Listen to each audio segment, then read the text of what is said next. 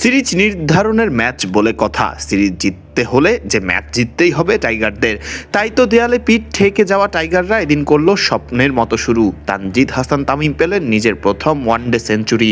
তবে এরপরেও শেষ দিকে ফিনিশিংয়ের অভাবে 300 বা 350 করতে পারল না টাইগাররা।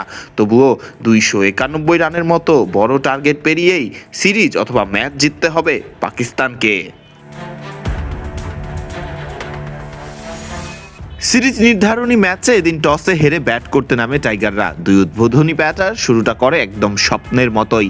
বিনা উইকেটে সাইফ হাসান এবং তানজিদ হাসান তামিম করেন 100 রানের ওপেনিং জুটি, যার মধ্যে তানজিদ হাসান তামিম তুলে নেন চলতি সিরিজে তার দ্বিতীয় অর্ধশতকটিও। তবে দলীয় 105 রানে শাহিন শাহ আফ্রিদির শিকার হয়ে ব্যক্তিগত 36 রানে সাজঘরে ফেরেন সাইফ হাসান। ফলে প্রথম হোঁচট খেতে হয় টাইগারদের। এরপর শান্তকে নিয়েই জুটি বাঁধেন আরেক ওপেনার তানজিদ হাসান তামিম। জুটি 50 রানের বেশি হবার পর শান্ত সাজঘরে ফিরলেও ঠিকই শক্ত হাতে ব্যাট চালিয়ে 98 বলে নিজের প্রথম ওয়ানডে শতক তুলে নেন তানজিদ হাসান তামিম। তামিমের এই শতক স্বপ্ন দেখাচ্ছিল এদিন টাইগারদের স্কোরবোর্ডে বড় পুঁজি পাবারই।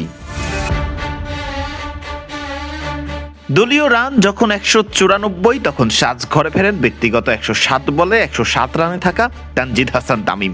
6টি 4 এবং 7 ছক্কায় ইনিংসটি সাজানো তামিমকে ফেরান পাকিস্তান স্পিনার আবরার আহমেদ। তবুও 40 ওভারের আগেই টাইগারদের স্কোরবোর্ড ছুঁয়ে ফেলে 200 রানের টোটাল। তামিমের বিদায়ের পর ক্রিজে থাকা তাওহিদ হৃদয় এবং লিটন দাসের ব্যাটের উপর ভর করে বড় পুঁজির স্বপ্ন দেখছিল টাইগাররা।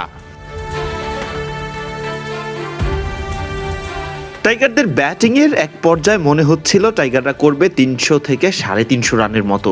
বাকি ব্যাটারদের আসা যাবার মিছিলে শেষ পর্যন্ত 300 ছুঁতে পারেনি টাইগাররা। তবে পাকিস্তানকে 291 রানের বড় টার্গেটটাই দিয়েছে বাংলাদেশ।